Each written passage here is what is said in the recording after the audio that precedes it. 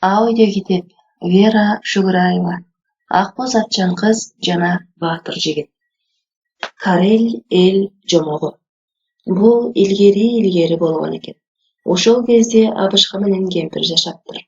Арып-карып, экөөнүн дүйнөдөн көзөтүп, артында 3 кыз, 1 уул калыптыр. Төртөө биригип жан багышат.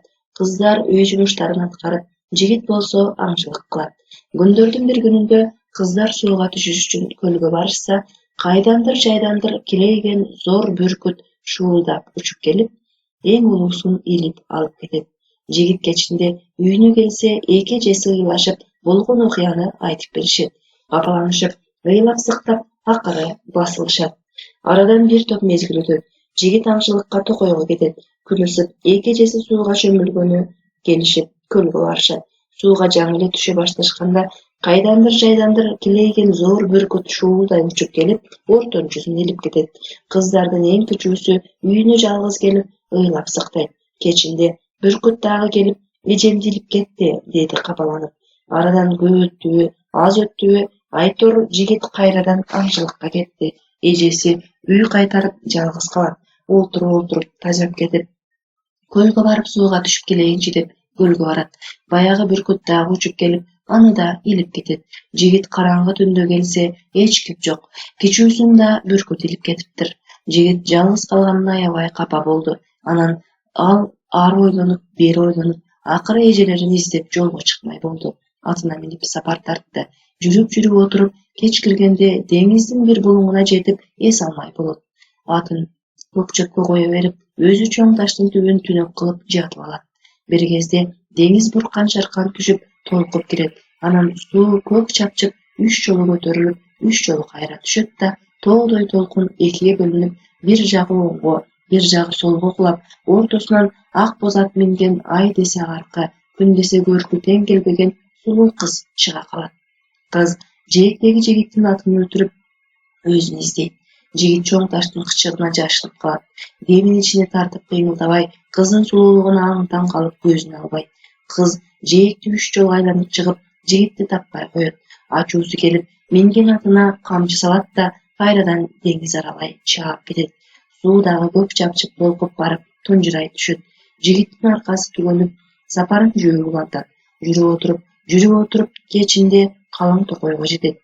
Бир кезде бактын арасынан күйүп жанган жаркырак жылдыз көзүнө чалдыгат. Жакындап келсе, шаар десе шаар эмес, үй десе үй эмес.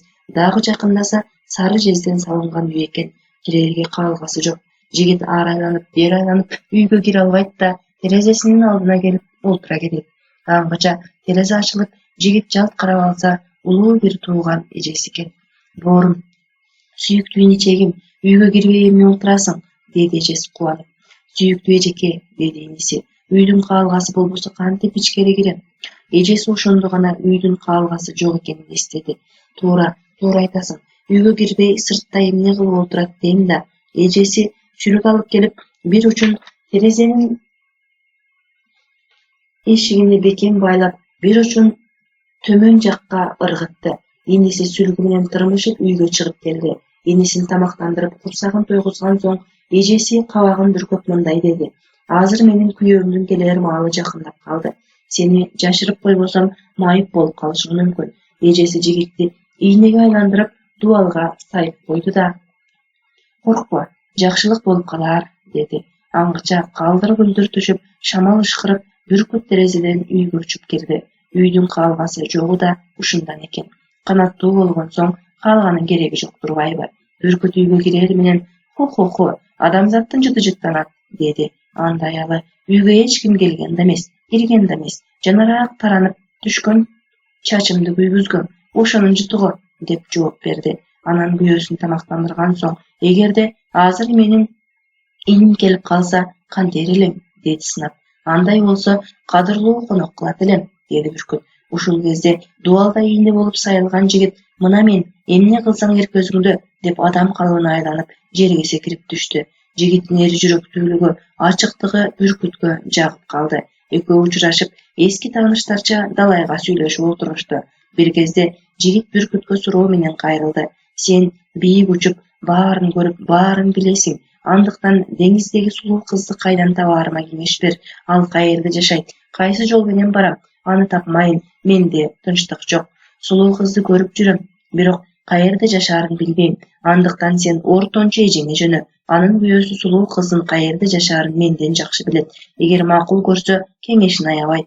Сен мага канжарыңды таштап кет. Кокустан башыңа кыйынчылык кабылса, мизин дат басып белги берет. Мен барып жардамдашаармын. Ал ортончу эжеңдин үйү алыс деле эмес. Болгону бир күндүк жол, деди Бүркүт.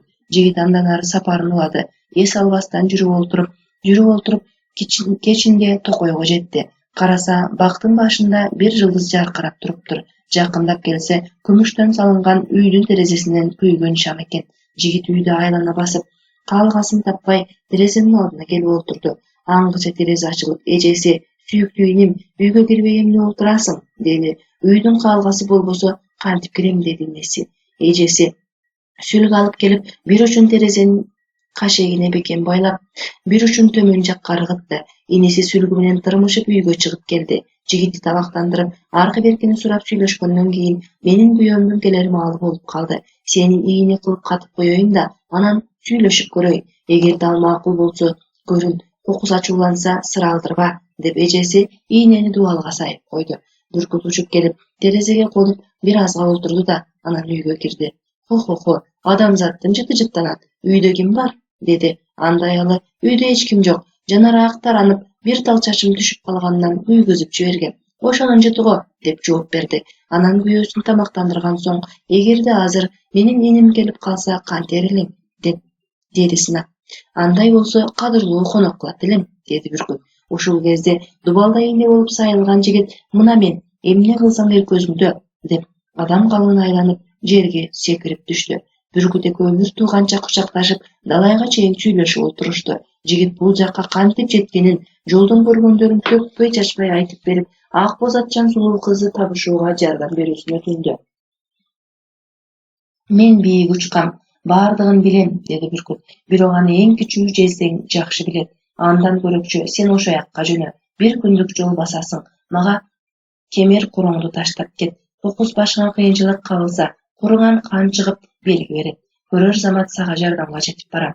Таң эрте жигит үчүнчү эжесин көздөй сапарга чыкты. Кечке талбай жүрүп олтурду. Кечинде калың Токойго кез келет. Бир кезде калың бактын арасынан күйүп жанган жаркыраак жылдызды көрөт.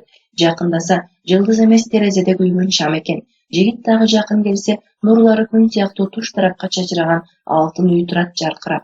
Жигит үйдүн каалгасын издеп ары айланып, бери айланып, акыры терезенин алдына келип олтурса, терезе ачылып, эжеси үн катты: "Иничегим, үйгө кирбей сыртта отурганың кандай?"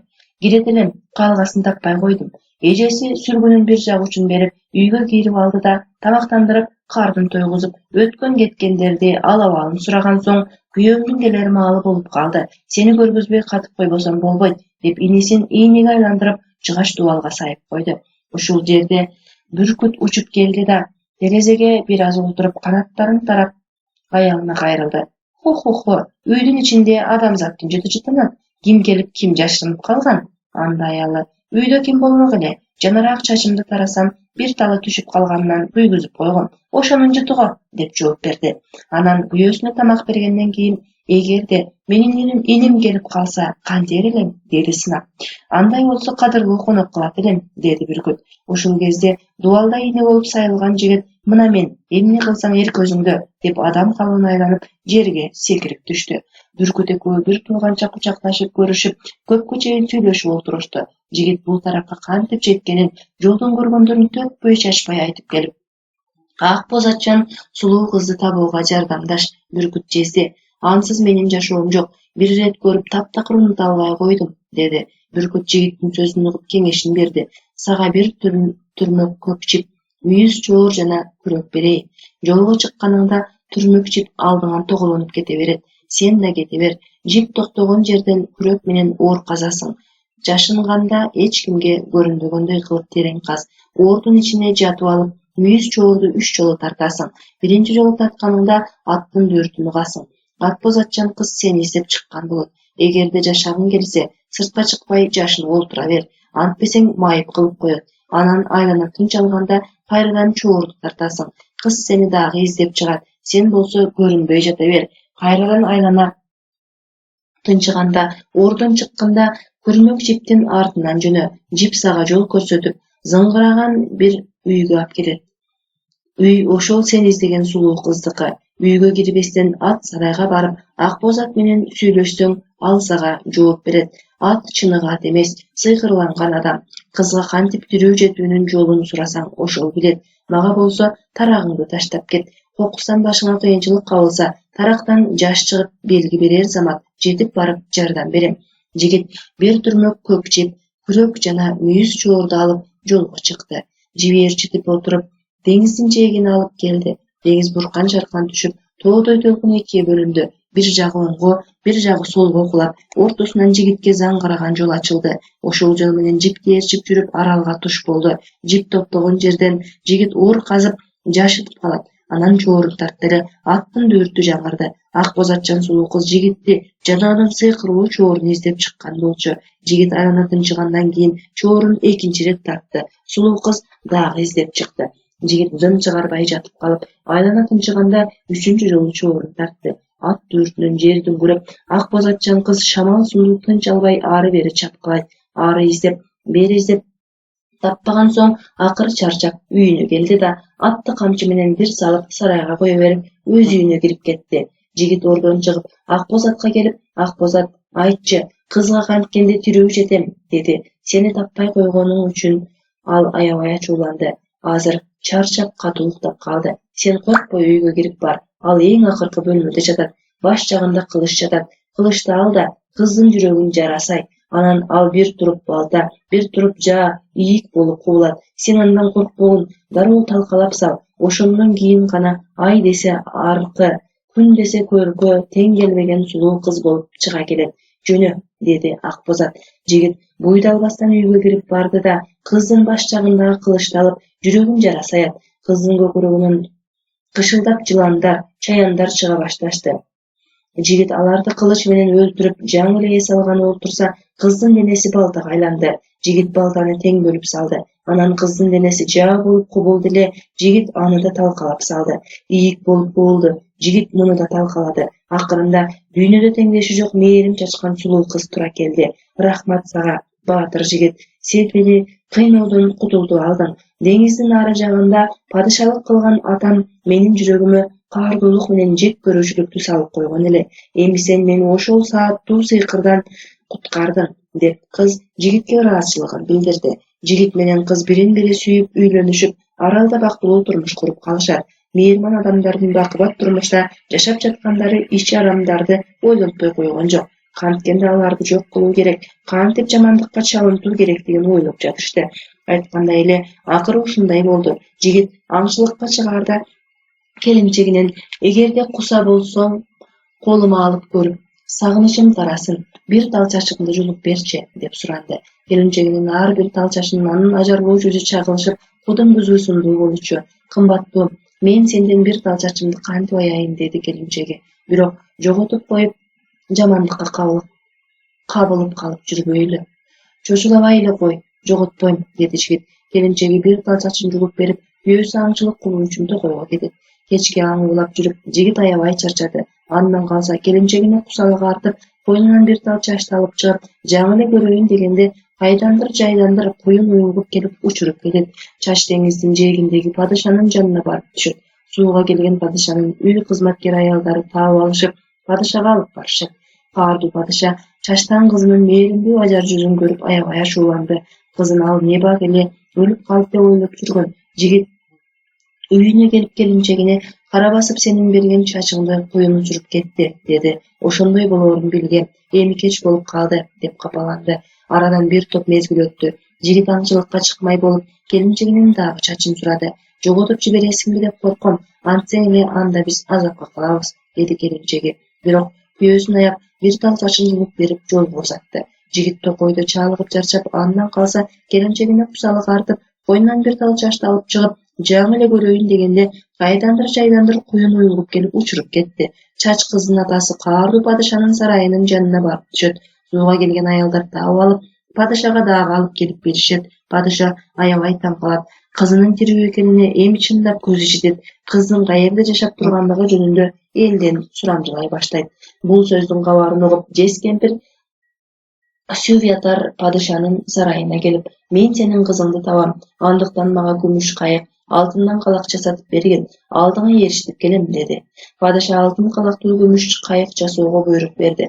Кайык даяр болгондо, жез кемпир падышанын сулуу кызы менен баатыр жигит экөө жашаган аралды көздөй жөнөп кетти. Сюватар аралга жетип, жаш келиндин үйүнүн каалгасын чертип, багаар карары жок бир бечара кемпирмен, жумуштарыңа жардам берейин, күйөөң аңчылыкка кеткенде эрмек болоюн, үйүңө кийирип ал, деп суранды. Келинчеги кемпир даяп, күйөөсүнө кайрылды. Бул бир бечара экен, үйдө жүрө берсин, белийгендей жумуш деле жок, мага да эрмек, көңүлдүү болот эле экөөбүзгө. Ошентип кемпирди кийинтип ишинтип дегендей жылуу мээрим менен кабыл алышып чогуу жашап калышты. Бир күнү жигит аңчылыктан аябай чарчап тамак ишери менен уйкуга кетти. Жез кемпир Сюватар жигиттин кийимине сыйкыр ийне сайып койду.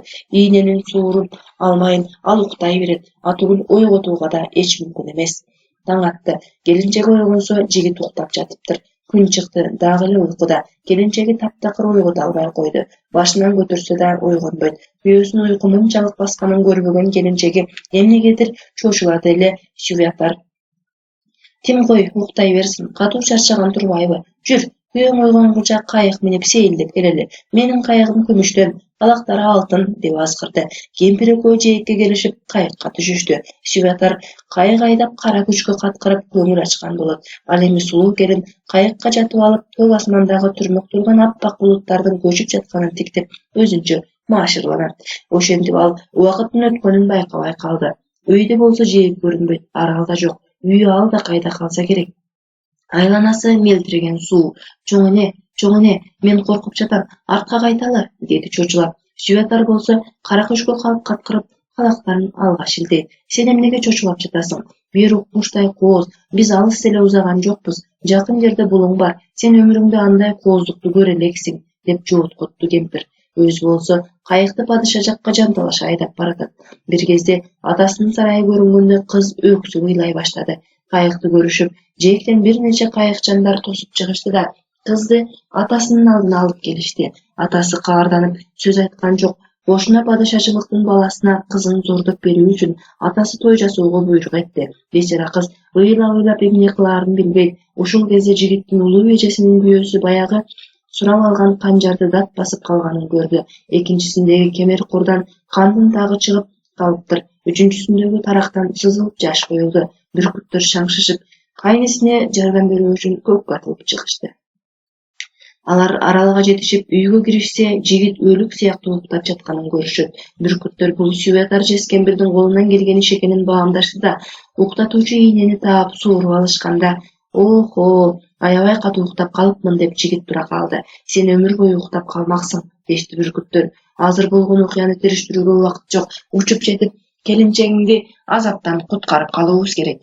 Жигит эң улуу бүркүттүн жонуна минип, алыскы падышачылыкка жол тартышты. Айелге үйлөнүү тою болуп жаткан экен. Ортончу бүркүт кудуп келип, жигиттин сулуу келинчегин илип алып, көккө зымырады. Жез кемпир Сюватар куду эле кичүү бүркүт аны илип алып көккө атылып чыкты да жерге таштап жиберди.